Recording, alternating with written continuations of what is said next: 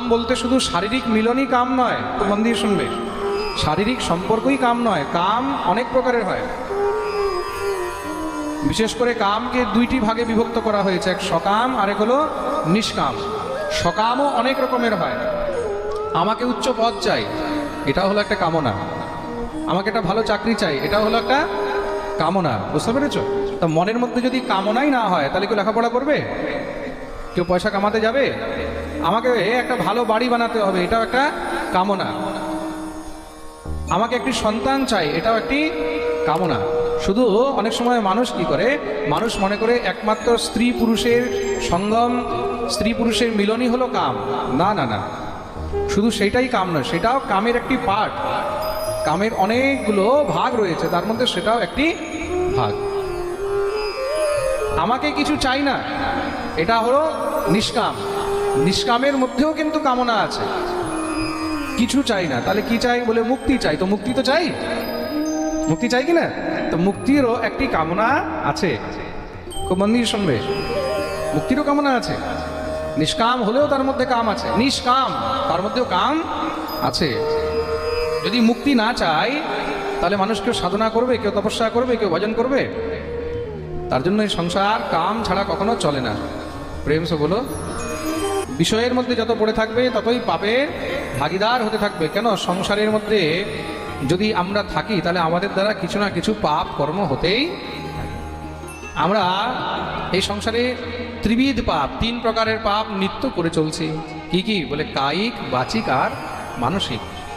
কায়িক মানে দেহ দিয়ে, শরীর দিয়ে কিছু না কিছু পাপ করছি। একটা মশাকে মারাও কিন্তু পাপ, মনে রাখবে। জীব হত্যা কিছু না কিছু হচ্ছে।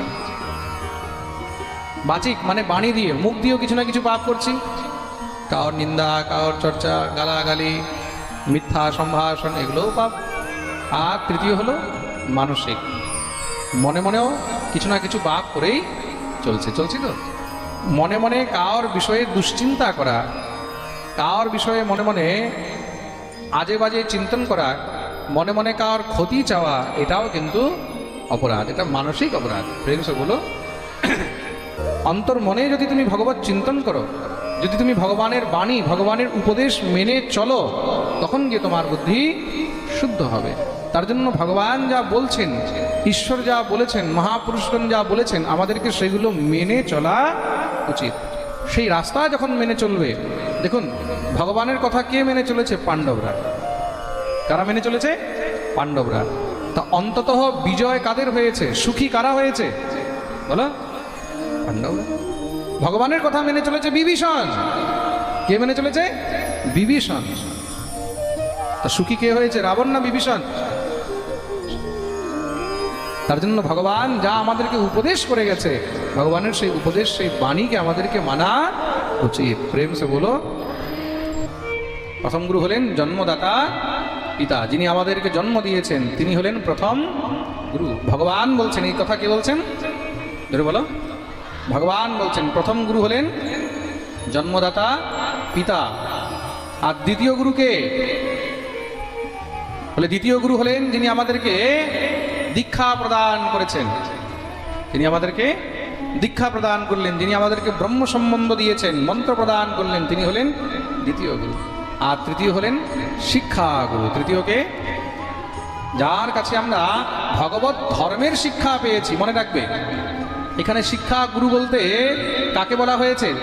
যার কাছে আমরা সৎকর্মের শিক্ষা পেয়েছি, সৎ ধর্মের শিক্ষা পেয়েছি, ধর্মের উপদেশ পেয়েছি, তিনি হলেন আমাদের শিক্ষা গুরু।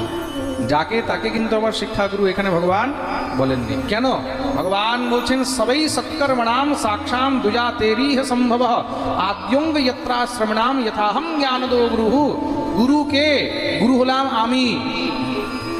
ভগবান বলছেন গুরুকে? গুরু হলাম আমি। আমি এই সংসারের মধ্যে গুরু রূপে বিদ্যমান রয়েছে। বলিয়ে সদ্গুরুদেব ভগবান কি। ভক্তের বোঝা ভগবান যদি হালকা না করে তাহলে কে করবে? আর পিতার তপস্যা তখনই ফলীভূত হয় যখন তার কন্যা কোনো সৎপাত্রের হাতে যায়। মনে রাখবে, পিতার ভাগ্যে কিন্তু ভালো জামাই পাওয়া যায়, আর মায়ের ভাগ্যে ভালো বৌমা ঘরে আসে, শাশুড়ি যদি ভাগ্য করে থাকে তাহলে বৌমা ভালো আসবে, আর শাশুড়ির যদি কপাল খারাপ হয় তাহলে খতরনাক আসবে। তার জন্য যদি ভালো বৌমা চাও তাহলে নিজের শাশুড়ির ভালো করে সেবা করো। নিজের শাশুড়ির ভালো করে সেবা করবে তাহলে তুমিও ভালো বৌমা পাবে। আর তুমি নিজের শাশুড়িকে যদি ঠ্যাঙা দেখাবে তাহলে কালকে মনে রাখবে তোমার বৌমা তোমাকে ডাবল ঠ্যাঙা দেখাবে। মনে রাখবে, নিন্দা তারই হয় যে জীবনে কিছু করতে পেরেছে। তুমি যখন জীবনে কিছু করবে তখন তোমার নিন্দাও হবে। তুমি যদি কিছু করোইনি তাহলে কেউ তোমার নিন্দাও করতে আসবে না। এই জিনিস মনে রাখবে, জীবনে যে কিছু করছে যদি 90 জন তার প্রশংসা করে তাহলে 10 জন তার নিন্দাও করবে, এটার মধ্যে কোনো সংশয় নেই। তা কেউ যখন তোমার নিন্দা করছে তার মানে বুঝে যাবে যে তুমি জীবনে কিছু না কিছু অবশ্যই করতে পারো। প্রেম সে বলো, আরে বলো না, আরো জোরে, আরো জোরে, আরো জোরে, সবাই তোমার হাত তুলে জয় জয় শ্রী রাধে। স্ত্রী জাতিকে একান্তে কখনো সাধনাও করতে নেই। কেন? স্ত্রী জাতি একান্তে যদি ভ্রমণ করে তখন তার উপরে অত্যাচার হবেই হবে, এটার মধ্যে কোনো সংশয় নেই। প্রেম সে বলো। দেখুন, সুদামাকে শ্রেষ্ঠ কেন বলা হয়েছে? সুদামা জীবনের প্রত্যেক প্রতিকূল পরিস্থিতির মধ্যেও কিন্তু ভগবানের ভজন ছাড়েননি। আর আমরা কি করি? আমরা যদি একটু কষ্ট হয়, দুঃখ হয়, সব থেকে আগে আমাদের ভজনটাই কমে যায়। সব থেকে আমাদের আগে ঠাকুর সেবাটাই কমে, আগে আমাদের জবটাই কমে যায়। 16 মালা করছিল, আস্তে আস্তে কমে গেছে। কেন?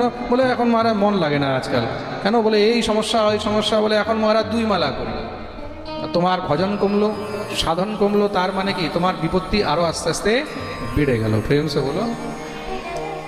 জীবনে যতই কষ্ট আসুক, যতই দুঃখ আসুক, সুদামা চরিত্র থেকেই শিক্ষা নিতে হবে। প্রত্যেক পরিস্থিতির মধ্যেও কিন্তু ভগবানকে, ঠাকুরের সেবাকে কম করা চলবে না, ভগবানের ভজন কম করা চলবে না।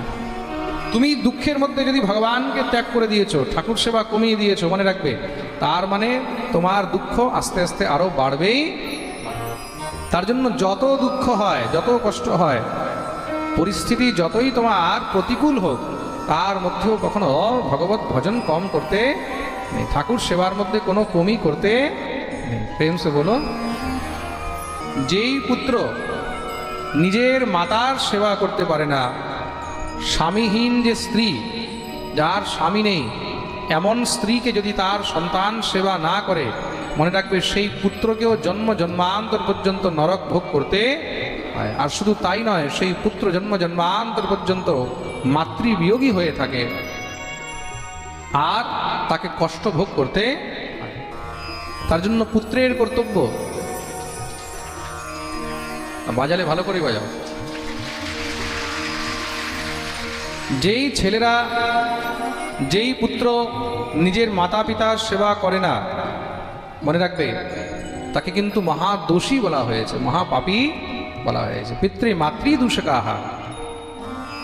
কদাচিৎ পিতা যদি গৃহে থাকে তখন সন্তানকে পিতারও সেবা করা উচিত, কিন্তু পিতা যদি গৃহত্যাগ করে বনবাস চলে যায়, যদি কোনো কারণে পিতা গৃহত্যাগ করেছেন, বানপ্রস্থ আশ্রম ধারণ করেছেন, সাধু হয়ে গেছেন, সন্ন্যাসী হয়ে গেছেন, তখন সেই অবস্থায় তার সেবা করার কোনো প্রয়োজন নেই।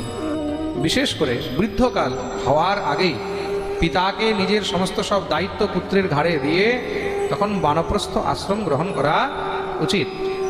সেই সময় তাকেও সাধন ভজনে যুক্ত হয়ে যাওয়া উচিত। কোনো তীর্থে চলে যায়, তীর্থে গিয়ে কোনো আশ্রমে চলে যায় বা গুরুস্থানে চলে যায়, সেখানে গিয়ে ভজন সাধন ইত্যাদি করে নিজের জীবন নির্বাহ করে। নিজে যা অর্থ সঞ্চয় করেছে সেই অর্থ নিজের সঙ্গে নিয়ে একান্ত বাস করে সেখানে ভগবত ভজন করে পরমধাম লাভ করে। কদাচিৎ যদি পিতা গৃহে থাকে তখন পুত্রের কর্তব্য সেই পিতারও সমস্ত সমুচিতভাবে সেবা করা উচিত। এটা আদি যুগ থেকে নিয়ম চলে এসেছে, এটার মধ্যে কোনো প্রকারের কোনো সংশয় নেই। তার জন্য ঘরের মধ্যে কখনো সন্তান নিজের মাতা পিতাকে অবহেলা করিবে না। মাতা পিতাকে অবহেলা করা, মাতা পিতার সেবা না করা মানে নিজের কপালে দুর্ভোগ আপনি আপ টেনে নিয়ে আসে। প্রেম সে বলো।